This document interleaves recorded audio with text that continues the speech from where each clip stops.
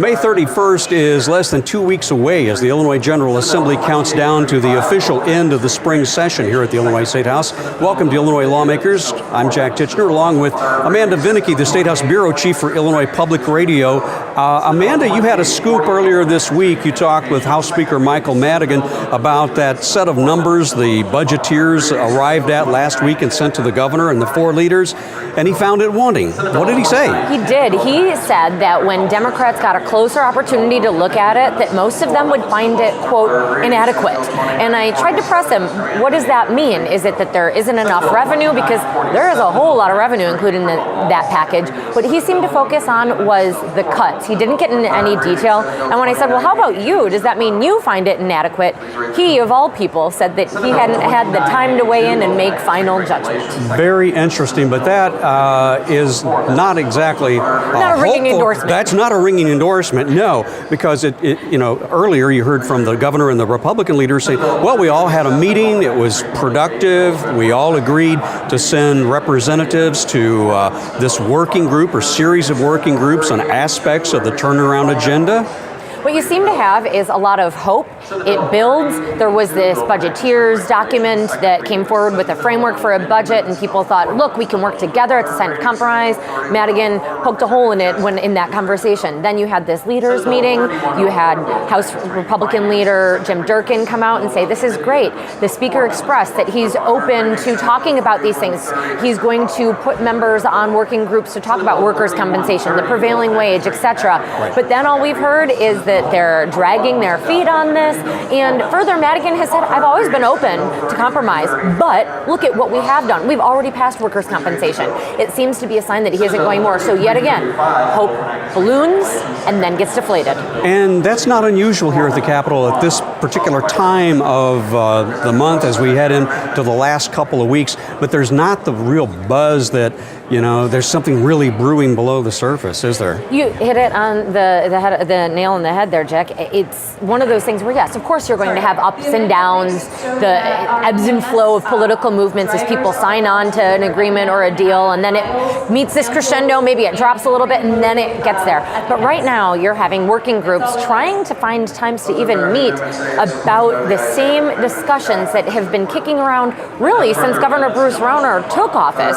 So to imagine that it's all going to get wrapped up and done in a matter of days when it hasn't been able to be done in more than a year, I think people are having a hard time stomaching that, and there just isn't that sort of energy. It doesn't feel that way. Not at least at this particular point. And at the same time, we just saw this letter of desperation going out from over 150 social service agencies to both the governor to act on that stopgap funding bill and pleading with the individual members here to please pass a full budget for 2016 and 17, or else they're going out of business. They're going out of business. I mean, and you also have school superintendents very much making that case, fearing what will happen if schools don't open their doors in the fall, if there isn't money for that. Higher education, it's all of the universities still talking layoffs. Yes, they got some money, unlike the social services, but not enough. I'm not sure, however, if that will fall on, they're not per se deaf ears, but ears that are tuned somewhere else.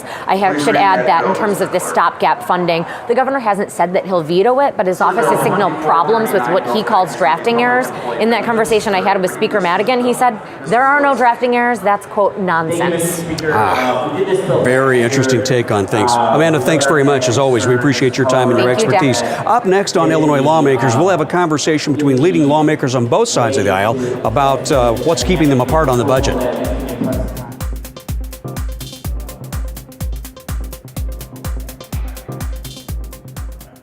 We begin our discussion on the budget situation here with Assistant House Majority Leader John Bradley. He's a Marion Democrat who chairs the House Revenue and Finance Committee. He's joined by Assistant Senate Republican Leader Bill Brady of Bloomington, the GOP spokesman on the Senate Insurance Committee. Gentlemen, good to have you both on the program. Thanks, Jack. A lot of talk in recent days and weeks by the governor and legislative Republicans about a grand bargain being struck here in the last days of May. I'm not getting a strong sense that anything's about to happen. Where do things stand? Well, there are meetings going on. There have been discussions. I've been part of the budget meetings that have taken place, as well as there's some work groups that are being set up. So there have been some things going on. I don't know that I'm not as optimistic maybe as some of the statements I've heard, but we're working and trying to work through these issues and get something done for the people of the state of Illinois. How do you see it, Senator? You've been in a lot of these talks. Well, I think it was a positive step when the Speaker indicated this week in a meeting that he would put people that he sanctioned, so to speak, to the working groups. Some healthy discussions that we're going to be part of this week. We've got to talk or we're not going to get anywhere. The Democrats always have the option to do what they did last year, and that is run a budget, balanced or unbalanced, likely unbalanced. But if we can make these working groups work in the next couple of days, I think maybe some progress, and we could see some real progress. We're optimistic. There's been about a half a dozen times so far in this governor's tenure where we've actually had some type of budget piece that's gone through. All of those had one thing in common: the turnaround agenda wasn't attached to it. So in instances where we've been able to avoid these non-budget items being conditions of doing a budget, we've been able to do some things with regards to that. The difference, though, is that I think to point out in those issues, like the bill that passed the House yesterday on MAP, with Democrat support but not Republican support, those issues that we came to resolve were not GRF funding. They were other funds that we had available to solve that. The dilemma here is that the unbalanced nature of the budgets based on GRF funding that the Democrats have put forth are just not sustainable. Well, the critique could also be made that the budget the governor set forth is also equally unbalanced because a lot of the savings he hopes to attain aren't there either. Well, with the exception that the governor put forward two different options. If you're going to do what you did last year, here's what you got to do. But if you'll give me the opportunity to spend down to the level we can afford, I'm willing to take the collar. So Senator Brady and Representative Bradley, which we get mixed up all the time. Well, you can afford more letters than I can. My family must have been unfortunate. You're all distant cousins at some point. I think that we can agree that we are in a dire situation in the state. It's not gotten any better in the last 15 or 16 months. And there are those of us here in this building that are working very hard to try to get this resolved, and I would include Senator Brady in that company. When you were talking about the working groups, the difference this week that we're talking about is not the budgeteers so much who actually crunched the numbers and came up with $5.4 billion. Well, there was a lot of spitballing going on in that room. I mean, there was a lot of things being thrown out there. We'll get into that, but specifically what we're talking about this week is all four of the legislative leaders signing off on talking about, in some specificity, the governor's turnaround agenda, and that's everything from term limits to workers' comp reform. Well, the working groups that I'm aware of that have been set up are limited to just a couple of the turnaround agenda items, and it's a discussion, and we'll see how it goes. But I wouldn't you have to be cautiously optimistic. This is a democracy. Specifically, what are the couple of issues you're talking about? Workers' Property tax compensation? freeze. I think there was the governor is continuing his discussion about what is pensions. Prevailing wage, I think, those things. Really the new ones that were set up were part of discussions in previous ones, but were not the budgeteering ones. And so I think that those discussions have to happen. We need to move, whether it be part of this budget negotiation or other, but they have to happen. We have to continue because they all need to be addressed. Speaker Madigan has been pretty adamant since the last, May 31st and before, that non-budgetary items such as the ones you just discussed shouldn't be a part of this discussion. Well, it shouldn't be tied to the budget. It shouldn't be a condition of doing the budget. That's what I mean, in situations where they've not been a condition of doing the budget, we've been able to do pieces of the budget, including the recent vote on human service funding, which was desperately needed for human service providers. But I'll say this, there were 10,000 people or more here yesterday. It was the biggest demonstration that I've seen here at the Capitol, and those are regular people that don't want any of those things.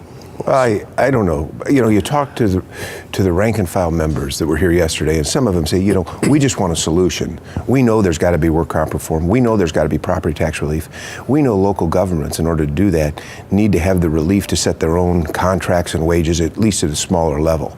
So when you talk to rank and file members, there's no question that the leadership in some of those groups are ginning up the discussion, as we saw with a lot of hyperbole yesterday. Yes, there were a number of people here, but the fact of the matter is, and I think rightly so, the Democratic supermajority wants more spending, bigger government. We realize that. We don't think we can bring it down, get them to come down to the level these things balanced. They've talked about tax increases sometimes the on the governor's table. talking about tax increases too. But the point being is the governor knows that you can't go to the taxpayers and ask them for more money without a plan to eventually rebuild the economy that brings revenues in to supplant those increases. We need jobs in Illinois. That's right. We all agree on that. We need jobs. We have a paper supermajority. We don't have a functional supermajority. You're about three votes shy of that. Yeah, we don't depending have on the day, it could be as much as 20. Yeah, we don't have a functional supermajority.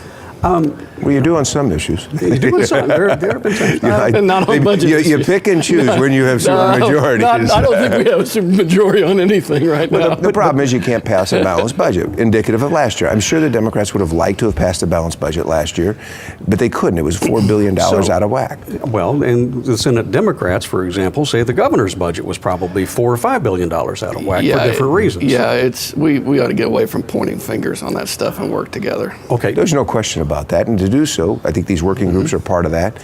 But then there's got to be a reasonable discussion, quid pro quo. There's got to be exchange.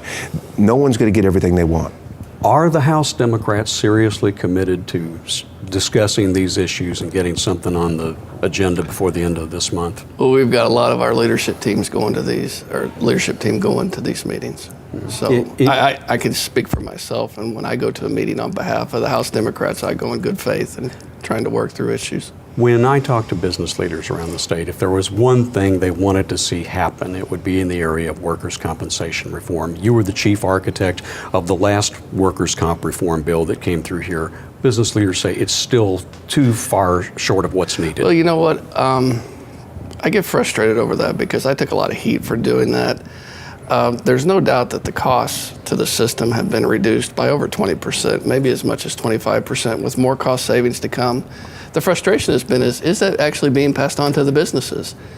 And if you do more cost reductions in the system, what assurances do you have that those benefits will be passed on to businesses? Well, Speaker Madigan says you can pass legislation to affect that. Well, I would Where's agree with bill? that, but we haven't been able to up to this point. But you have to actually get some assurance that those savings that actually have taken place are being passed on to the businesses which they were intended for. Well, I'm a business person. I was going to say, you operate build several homes. businesses throughout Central Illinois. It's being passed on, but it's not enough. Even with the savings, we are still the highest workers' comp cost system in the nation.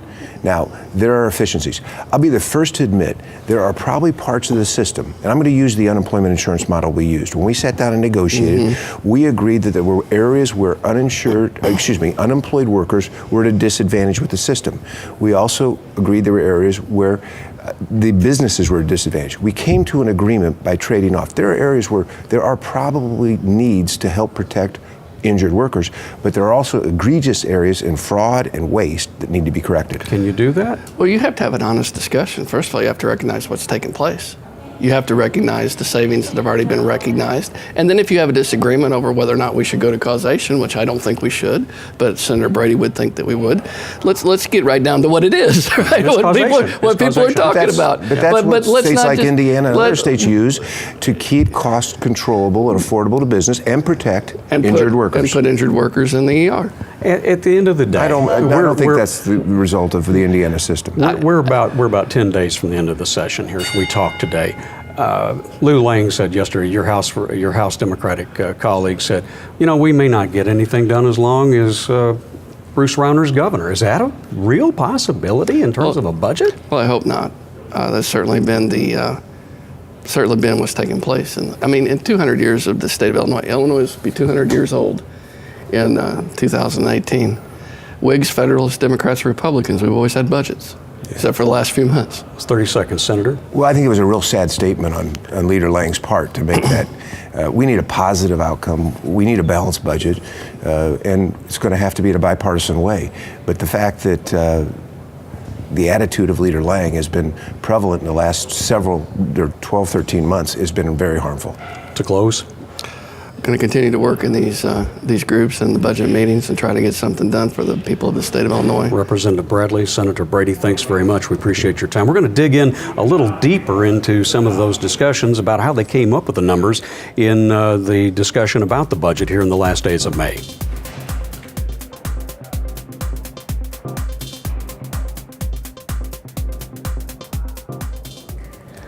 Joining us now on Illinois Lawmakers, Evanston Democratic Senator Dan Biss. Welcome to the program. Good to see you again. And Dixon Republican State Representative Tom Demmer making his inaugural appearance here on Illinois Lawmakers. Good to have you as well.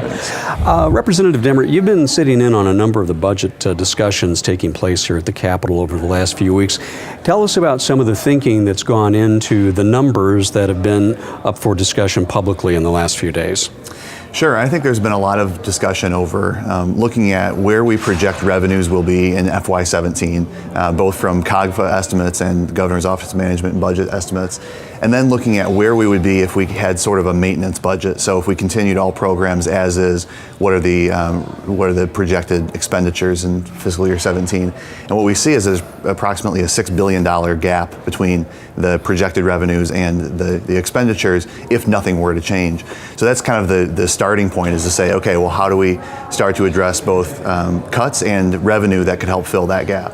So you have a situation where you're looking at the moment, with after that income tax increase expired a year and a half or so back, you're looking at somewhere around $32 billion in actual income versus about $38 billion in spending, and a lot of that is still going on because of court orders and executive orders. And a matter of fact, not just a lot of the 38, but specifically more than 32 of the 38. So even without a budget all this time, we're still running a deficit. And you're looking at something like $5.4 billion, possibly bumping the income tax rate back up to 4.85%, expanding the sales tax to include some services, ending some corporate tax breaks. Is that a fair assessment? Yeah, I think a lot of revenue options were put on the table. Part of what the benefit that I personally got out of this group was we got a little bit of a feel for what it's like to make changes in each area of revenue. Some programs take a lot longer to implement. Some have a lot more complexity in the Department of Revenue establishing procedures for collecting them. Some are a lot bigger lifts than others. So part of this was just to give some education, I think, to lawmakers as we're looking for next year. There are some revenue sources that wouldn't be realistic to count as revenue next year because they take longer than that to implement. Well, like pension savings, for example. There are a couple of bills floating around here to try to remedy that. And of course, Senator Biss, you've been in on that situation in some detail over the years as we've tried to address that. So you can't really build those savings into the base of this because we don't know. It depends on what kind of pension savings you're talking about. There is reportedly some kind of agreement maybe between Governor Rauner and President Cullerton about a pension approach that certainly would be subject to a lawsuit and would take some time to adjudicate. And if it were upheld, even if it were upheld, it would still take some time to implement because of the complexity of the program. Governor Rauner has some other pension ideas that could be realized immediately. Some of them involve pushing some of the pension costs for high-wage workers onto, for example, school districts and universities. And then some involve these kind of technical tricks, essentially, to change the payment schedule and push payments out into later years. And there's something like $2.4 billion in cuts in areas like Medicaid, $750 million, I think, as you alluded to, Senator, in canceling late career salary hikes and having universities and school districts pick up pension costs. Is that right? Yeah, that's right. And I think in addition to some of the cuts we're talking about, there have also been some reforms on the table that not necessarily as a part of a turnaround agenda, but things like procurement reform. We looked at what the savings from that might be in FY17. We're talking about some real money when we look at some programs like that. Have you actually outlined what areas of the sales tax could be expanded to services? Is it going to be doctors, dentists, lawyers, mechanics, hairstylists? You know, we just barely got into those discussions. So a lot of the idea around the expansion of sales tax base was, it was proposed by the governor during the campaign. It's been talked about a lot down here. That was one of the more complicated taxes to implement. It takes a long time to do that. There's a lot of different models, a lot of different states that have taken different paths there. So we began that discussion, but we're not to the point yet where we're saying specifically how it applies to each industry. You know, one thing I would just say about that we often hear that the sales tax base in Illinois is unusually narrow, and it is, and a lot of people think that's bad public policy, which, to be honest, it probably is. But the other thing that we don't hear is that sales tax policies tend to be pretty sticky. And so a lot of states have done a lot of different things, but most states picked something and stuck with it. And efforts to change the structure of sales tax are often very difficult to implement. Because you've got, every time you try to do that, you've got an interest group, an advocacy group that's well represented out here on the third floor. Yeah, that's exactly right. That's exactly right. And I would just say this brings us to another issue, which is technical but really important to remember. So we're sitting here talking in May of 2016, near the end of the fiscal year 16, at the time that ordinarily we'd be enacting a fiscal year 17 budget. The tax rate dropped in January 1 of 2015, and we're talking about both spending and revenue issues.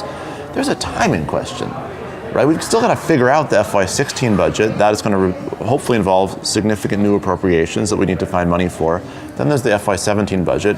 Then there's the question of when revenues would go into effect. Would they be retroactive to January of 16? Would they be July of 16? Right. Would they be next January? And how do you make all those numbers add up so that we actually have a sustainable fiscal model? For example, in the case of human services, they haven't been paid since July 1, and they're in desperate. It's tragic. They're in desperate straits today. Yeah. We're hearing even more about that today as we sit down and talk about how they're even beyond fumes now. That's right. The House and the Senate, we both voted for, with enormous bipartisan majorities, a stopgap bill to put $700 million essentially to frankly put a few more fumes in those tanks. That's awaiting the governor's signature now. Hopefully he'll sign it, but even if he does, that's not enough to really keep the mental health providers, homeless services, and so forth going. And you got the same situation with higher education, which at the moment only has about 30% of its fiscal year 16 budget. There have been attempts to boost that up to 60% for everyone around the state, trying to get more MAP money to the students who need that as well. Yeah, that's correct. And I think both in higher education and human services, we're trying to provide some kind of predictability so people can make decisions, not just for the next year, but in the case of higher education, we have students who are making decisions right now about where they're going to attend school for the next 4 years. So we need to provide some kind of stability and predictability for both the folks providing the services and the individuals who are receiving the services. And let me add something to that, because it's not, so what you said is 100% right. I would go one step further. It's important for the students to provide that stability because they're making a 4-year decision. It's important for the state to make it a wise and viable decision for the students to pick an Illinois public institution, not because that's a 4-year decision for them, but because from our point of view, that can become a lifetime decision. Yeah. As soon as we say to students, you know what, our institutions used to be pretty good, but they're not a safe bet. Go to Iowa, go to Indiana, go to Wisconsin. And there's a good chance they don't come back. You come from a higher education background. You've taught. So at this point, though, all of this rests on the governor getting some of his turnaround agenda passed. There are talks going on now. We just heard from Representative Bradley, who's been part of that, now talking about some of these non-budgetary issues. Is there any real likelihood, possibility, that we're going to see enough of that in the next, 8 or 9, 10, 12 days to actually pass some of this budget? Well, I think you have to look at the question of what will it take to get a budget deal done here?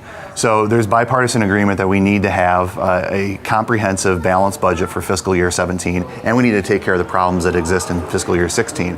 Right now, the votes don't exist to simply raise taxes and keep everything going as is. They don't. So in order to actually get to a point of a balanced budget going forward, we have to make some substantive changes the way that Illinois does business. That's the only way I think we can get a deal to pass the legislature. And a lot of those are anathema on your side of the aisle. Yeah, I mean, I would just say that the governor has a really specific set of policy goals, and he's really attached to them. And by the way, I take him at his word. I think he's very sincere in his belief that those are the right thing, in fact, a necessary thing for Illinois. The challenge is that the ones that seem most important to him are anathema to Democrats, and in that situation, when you have that kind of impasse, you've got to find a different way forward. You have to find a different set of reforms that could actually get a majority in the legislature. Is that something that the two of you and your colleagues at your level in the rank and file can actually get done? I think there's a potential for rank and file members to really drive this compromise. I think a couple of the stopgap measures you've seen over the last couple of weeks were the result of a lot of rank and file pressure on both sides of the aisle, both with Republicans and Democrats in the House and the Senate. That's where we can kind of get the wheels starting to turn, and leadership, I don't think, is going to stand in the way of those kind of moves. Senator? I think that's right, and I also think that the rank and file can play a really important role in shaping the body's priorities, but also shaping the party's priorities. You know, I don't know that there's 100% agreement between the governor and the Republican legislators about what are the most important priorities for the state. And I think that as Democrats, frankly, we also need to do a better job of laying out our Democratic priorities and say, hey, look, the state's got pretty severe problems. We need to have our own vision for what it's going to take to solve those problems. And laying out that vision is not only our responsibility as elected leaders, but it's also a useful tool to then have the ingredients that can create a positive negotiation. Senator Biss, Representative Demmer, thanks very much, and thanks for your good work on all of this. Thanks very much, gentlemen. Illinois Lawmakers will be back again this time next week as we count down the days, minutes, and hours till the end of the spring legislative session, scheduled now for May 31st.